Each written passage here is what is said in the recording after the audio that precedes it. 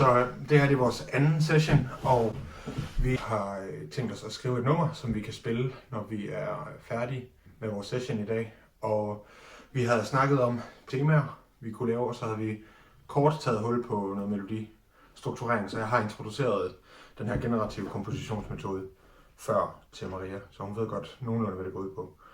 Og på vejen herover i bilen, der snakkede vi om, hvad der kunne være fedt at starte med tekst eller starte med melodi.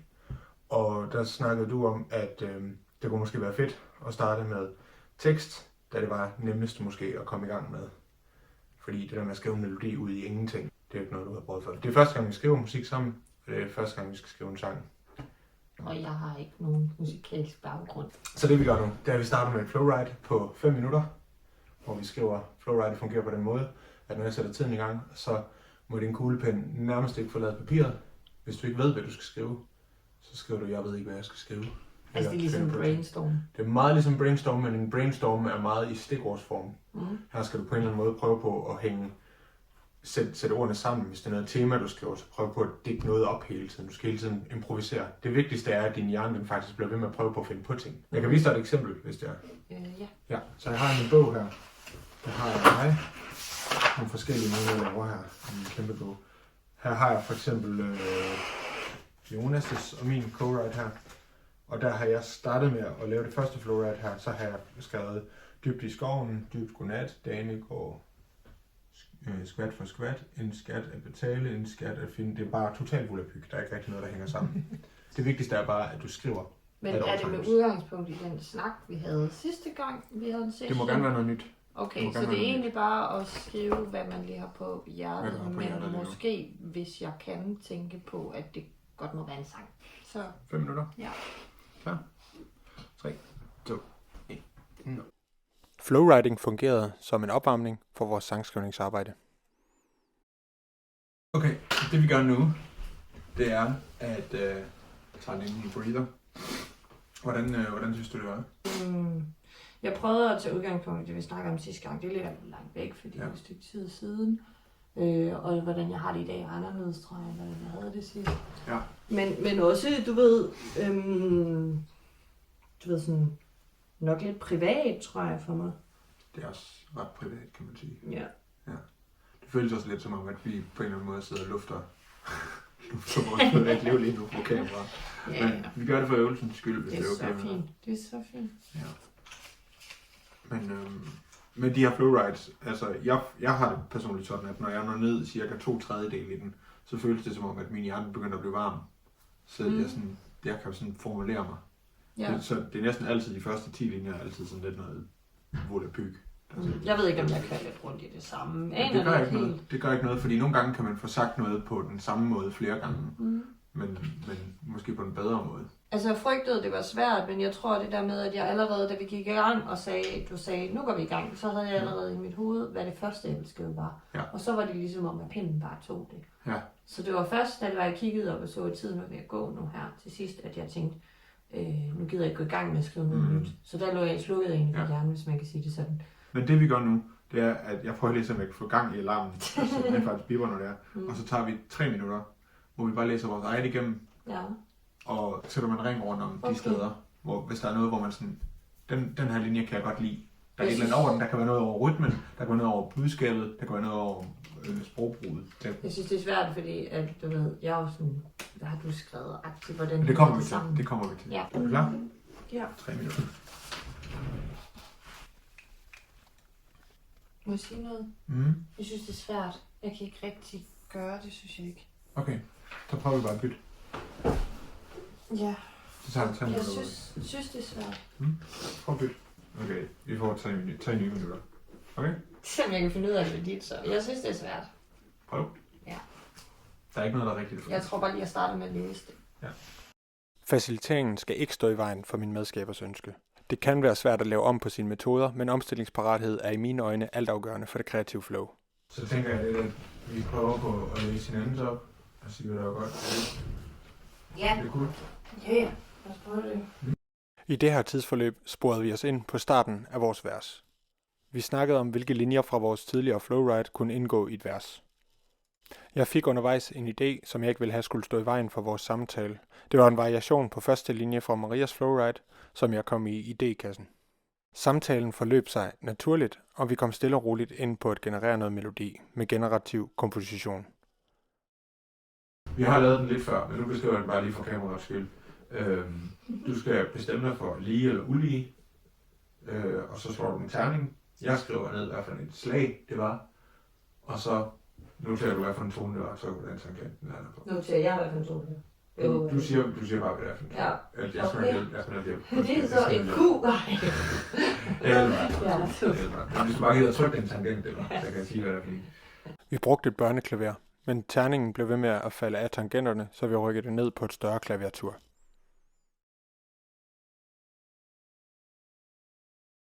Jeg har en melodi lige nu, der siger, skal jeg tænke mig om, den siger,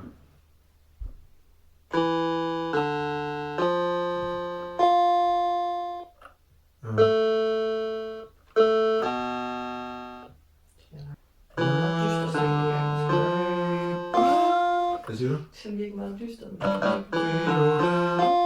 Jeg kommer ind på, hvor man ligger nedenunder. Så må man prøve...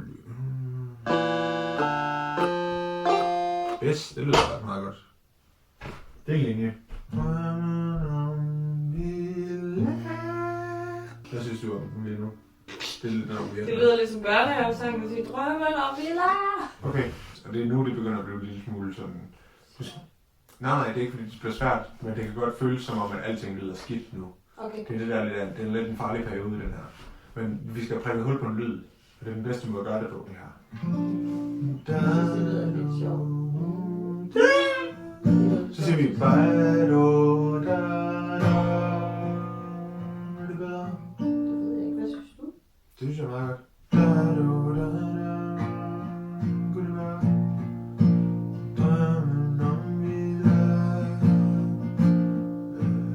Og så har vi den næste linje. Tror jeg, vi laver det der B om til det bedste, så vi er inde i tonarten. Der går samtidig lidt tid med at spille sig ind på en frisk melodi, efter den er genereret. Jeg undgik at skifte akkorder, før det blev absolut nødvendigt. Jeg kan godt lide ordspillet, men jeg synes, vi skal holde ved bare, og vi laver vores at holde på, hvis du synes, den hænger mest ved. Altså, hvis du skal putte den på præcis der mig, så passer vi der både til at våge med lidt og videre. Det gør den lidt lige nu. Villa Rose.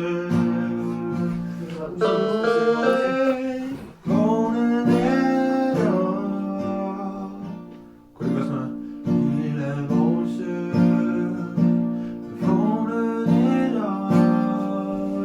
Nu tror jeg godt nok en ny en.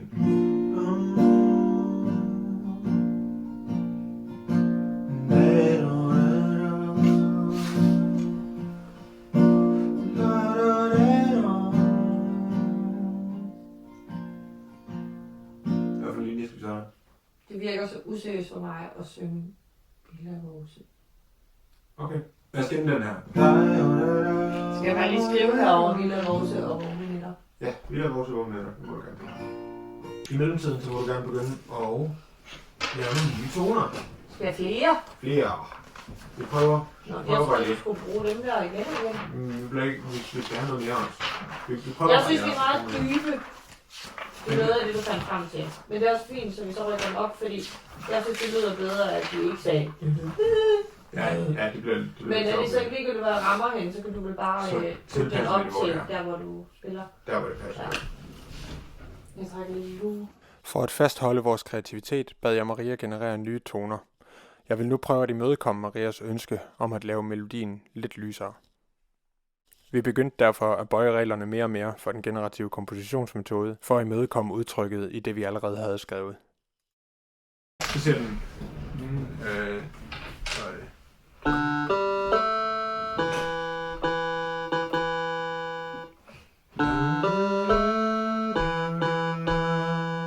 Så siger jeg... Det er den der tone, jeg har valgt.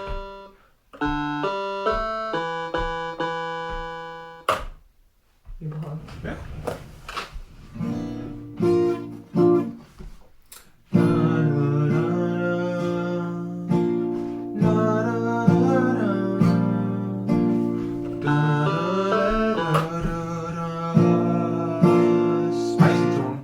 skiftakord der.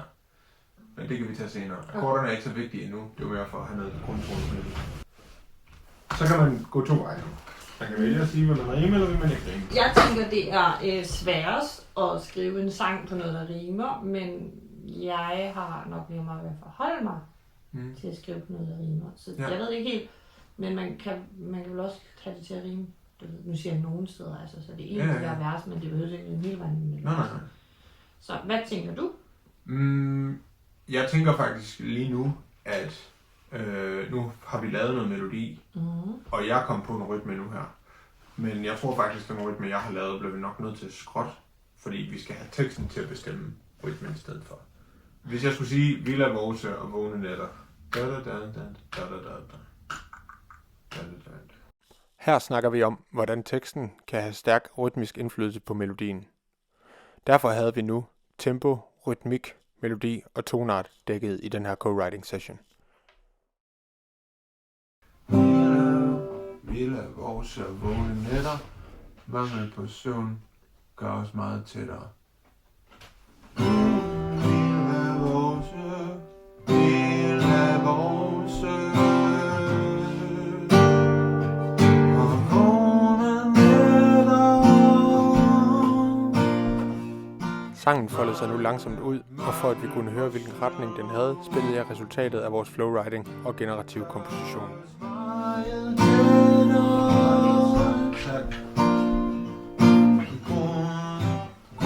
Smil, kærlighed, struktur fylder mest i dette lille verden. Jeg går der, det spurgt. Gråd, smil, kærlighed. Nu der har jeg lidt lyst til, fordi det er som om det ændrer sig lidt der. Kan vi prøve at bytte rundt på den, så den siger kærlighed, gråd, smil, gråd, smil og struktur. Det er et ord for meget. Ja. Gråd, smil, kærlighed og struktur.